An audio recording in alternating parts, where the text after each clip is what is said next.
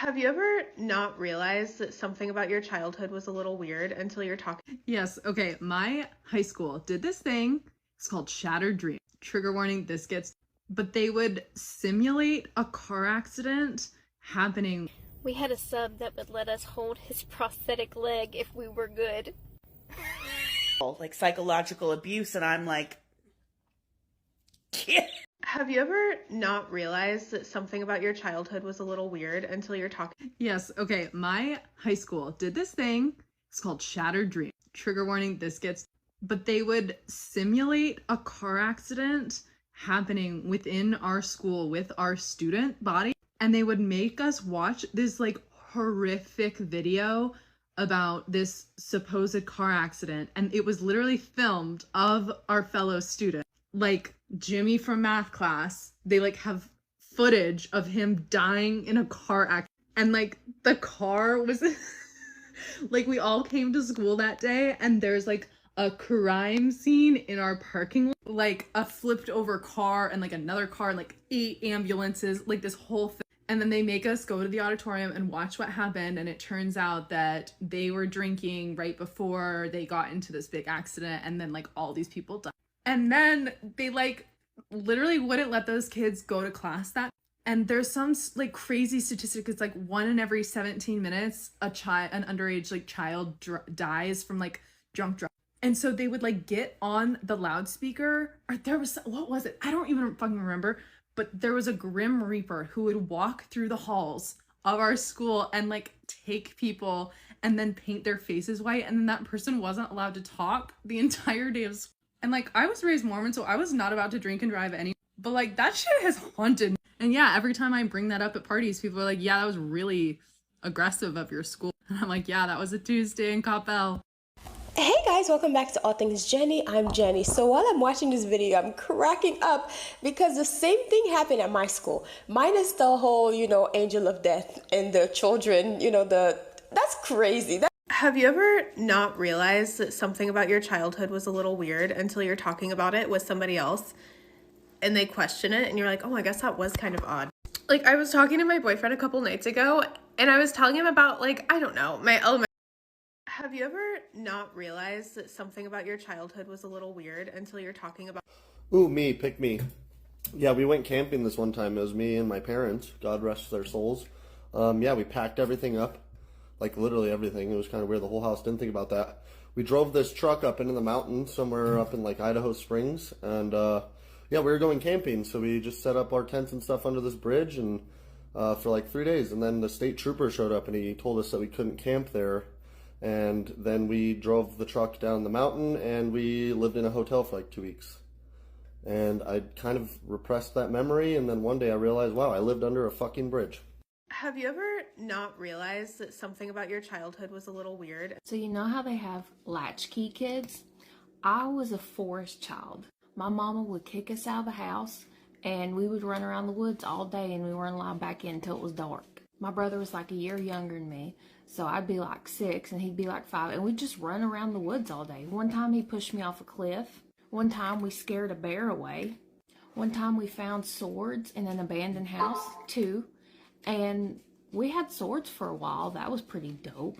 We had access to any kind of weapon you could think of, My brother was a little crazy, so I got hit with some of them. We would take the string off a bale of hay, and we'd go in the goat pen, and we'd wrap the hay string around the goat's horns and make like almost like a bridle, and then we'd jump on the back of the goat, and we'd grab its udders to make it run and just take off across the field on it.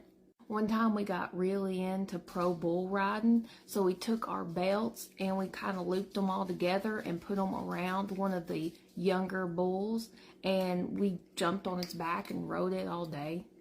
It got tired of us. It just started standing there at the end of it. We would ride horses bareback up on cliff faces. We would free climb with no rope. One time we got stuck and nobody realized until after it got way dark and they had to come rescue us. One time we came across poachers because our farm backed a national forest, and we came across poachers out of season, and they gave us a fist bump and said, don't tell nobody we were here. And we never did. We never told anybody. So that was Weird. Not realize that something about your childhood was a little weird until you're talking about it with some. Yeah, so growing up, I wouldn't get like a wake up call or like a nice like good morning, honey. My dad would bring a pot of water into my room and he would drip it. He would drip it onto my head until I opened my eyes. And once I opened my eyes, if I didn't spring out of bed like there was a fucking fire, he would pour the entire pot. He would pour the whole pot of water on my head.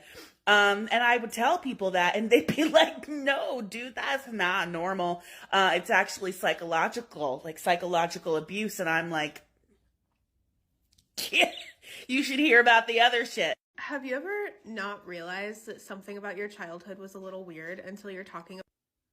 Yes, but here's the really weird part. When I was in about 4th grade, they took us on a tour of prisons. I guess it was a Scared Straight kind of initiative. I don't know. But the weirder part was that they had our parents sign a permission slip for us to talk to a prisoner. The prisoner came in that day. And I remember the prisoner said, they put us all in one classroom, like 3 different classes. And the prisoner said that baby rapers and woman rapers are killed in prison. And people were like, no, that's not possible. We would hear about it in the news. And he laughed and said, no, you won't hear about it. And then somebody else said, well, how do they find out what the crimes were? And he said, oh, the guards, tell on them. And we were kind of like, whoa, we kind of couldn't believe that. First of all, I mean, I knew that there were such a thing as rape, but like to hear that the baby rapers and woman, like, whoa, right? I didn't even really know what rape was. But anyway, I'll never forget it. This is the truly weird part. It isn't all that. The weird part is that I'm Facebook friends with a lot of these people I went to elementary school with. And I brought it up in a post on Facebook and said, hey, who remembers that? Like, that was crazy, right? That they told us, that guy told us that. And we heard about woman rapers and baby rapers and like, what? And every single one of my old elementary school friends was like, I don't remember that at all. Somebody said, yeah, I vaguely remember going to the prison, but I don't remember a talk. So, how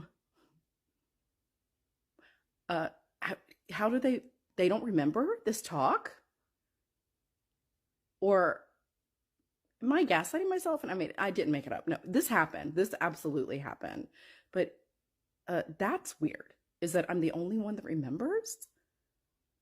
I don't know what that says about me. And I don't know what that says about them either. I mean, if any of you guys are watching this, you probably have some protective mechanism in your brain making you forget things.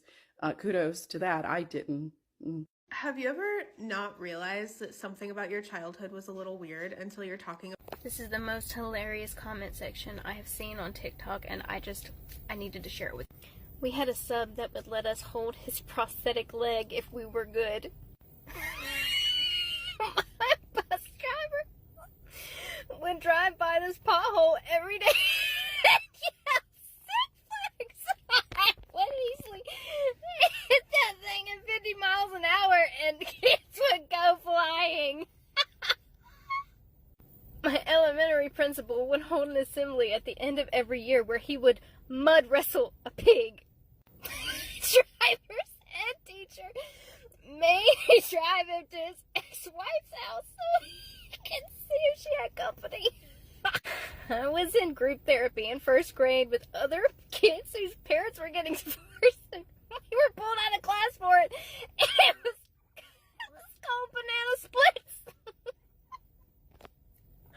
If your parents aren't divorced, obviously you won't get it, but oh man, mine are, and it's hilarious. Our music teacher used to put on a movie, turn the lights low, and shave her legs. Our gym teacher said we weren't square dancing hard enough and kicked a chair across the gym. My 6th grade teacher used to let us get out of lunch detention by eating a cricket that was usually fed to our classroom pet gecko. Our driver's ed teacher had us drive him to the liquor store so he could drink while we drove back.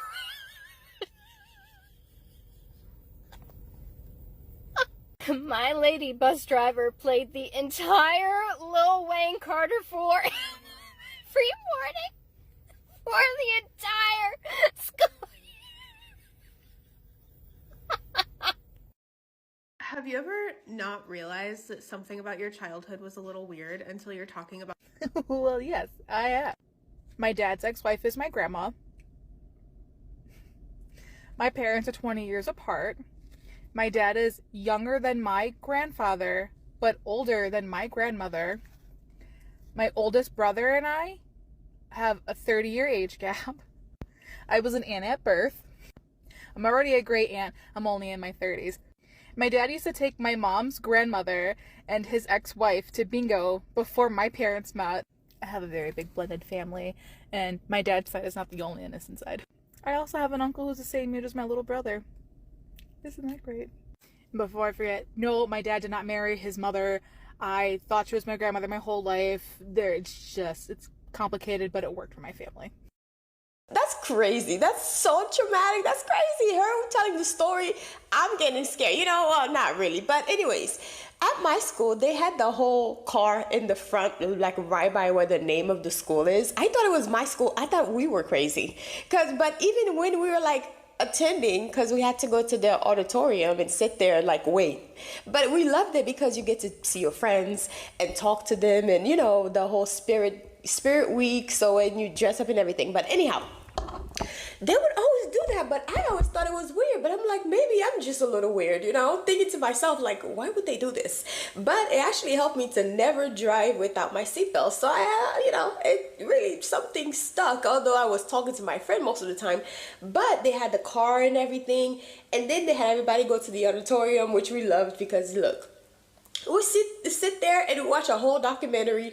They show you everything on the video, but it wasn't like, I didn't think it was a student from our school, like students from our school, but now it make a lot of sense.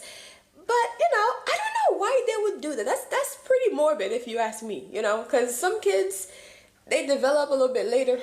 So imagine them seeing this, and then this is like, this, send them off. That's crazy.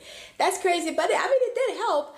Even then, like, I know so many people though, like from my high school, that actually passed away from car accidents. So sad. It's so sad. One was while we were still in high school. Hers was like a freaking so sad just thinking about it. It was like a Final Destination kind of thing. It was so weird. And then that also happened again in my life again another time. That's kind of weird now that I'm thinking about it. And it both happened in the highway, and it was like Final Destination kind of when you think about it. And the movies, the pre-programming of things, it's like the likely of that to happen, the whole Final Destination in the highway, and not with the thing coming at her and everything, but definitely, but just to see the pre-programming in movies, and then that happened to me twice, and I'm not even 40. That's crazy. That's not funny. It's not funny because it's like people's life being lost at such traumatic and tragic ways. But that's crazy.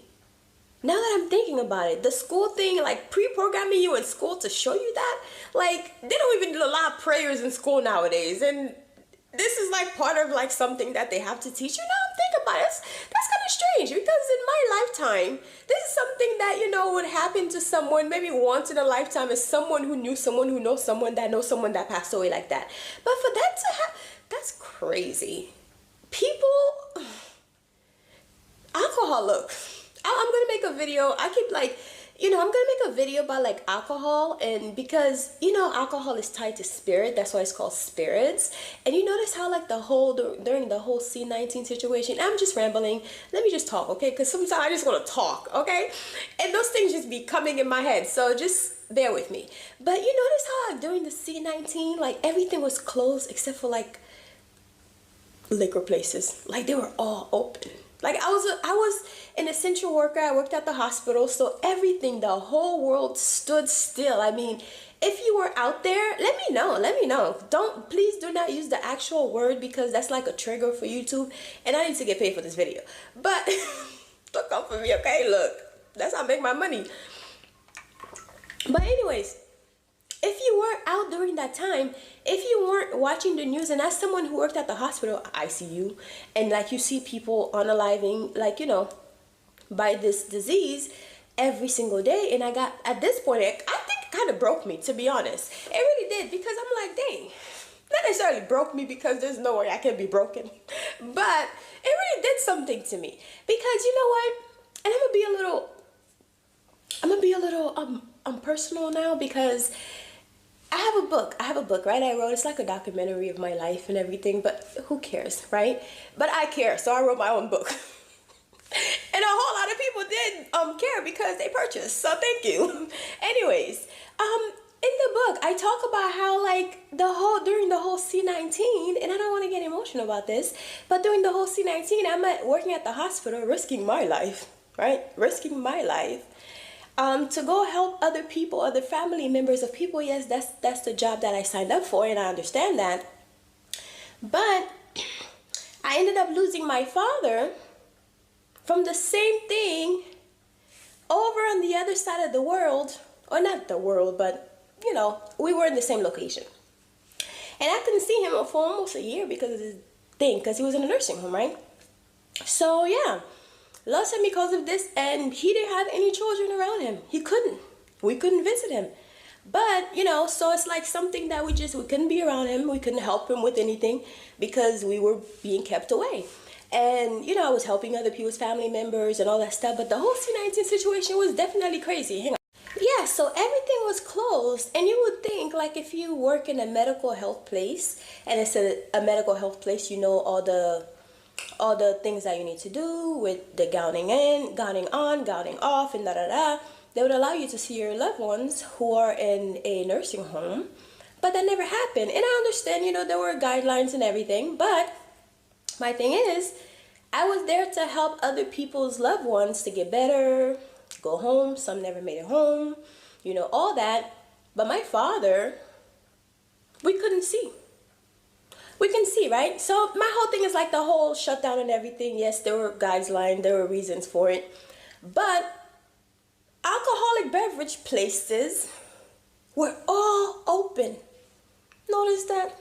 And a lot of, like, people, I know I'm like really emotional about this because I sound kind of like Jaguar rights in like the whole face. Anyways, because I'm like emotional about this. Not emotional, but, you know, passionate about this. Alcoholic places were open. Meanwhile, like, things that you actually need were not open. And alcohol is attached to spirits. And alcohol is probably one of the number one reason a lot of accidents happen in the United States. Yeah, a lot of accidents and a lot of deaths relating to accidents happened because of alcohol. So a lot of people are like, you know, and I'm just saying, like, yeah, don't get me wrong. I'm not here judging because I do drink a glass of wine here and there. Yes, I'm not going to say I don't drink, but I drink more water. You know, everybody should be drinking water. Look, but I'm not here to judge. If you're drinking your alcohol, whatever it is, you do what makes you happy. Okay, you do what makes you happy. But you cannot stop to, like, think about, you know, how weird it is that while the world stood still, like I was going to say, if you go outside during this time and you don't watch the news, it's like nothing is happening. Nothing is happening. It's like it's perfect. It stood still, you know, hold on. And during that time, a lot of people were either awakening, like they were tapping into their spirituality, and also people were creating life, like a lot of children were being created. C-19 babies. Yeah, they're like, ooh, interesting kids. Anyways, and then, like, with all the accidents happening, the alcohol places stay open. Excuse me. Children are being created. People are, my father was one of them. And I think, like, that also, like, helped me to basically tap into something else. Like, not necessarily like anything evil or anything, but it helped me to look deeper into, like, a life, you know? And it's like almost as if it's like something that I was craving, I needed, that I didn't know I needed, right? It's weird. It's like I woke up You know how people talk about the two world and everything? It's like I woke up and you just saw how the world, it's like the big reset basically, right? You saw how like what is more important and what people just don't consider as important, you know. So yeah, but it's all connected. Now there's so many lawyers because of course we need lawyers and stuff like that, especially with things happening with alcohol. The alcohol places need to be open so people can continue to buy and they can continue to do, and it's like the whole cycle continues, right? People are losing their life because people are drinking and driving, which should not be happening. Because I just recently got into this accident and I think like it was because someone either did not have their papers and just left, and or they were drunk and just left. And now I'm like waiting to try to figure out what's, you know, it's like anyways, enough about my life. But a lot of people don't realize that all of this is connected and they need everything to be working in unison so the world to continue to work exactly how it's supposed to. Anyways, talk to you later.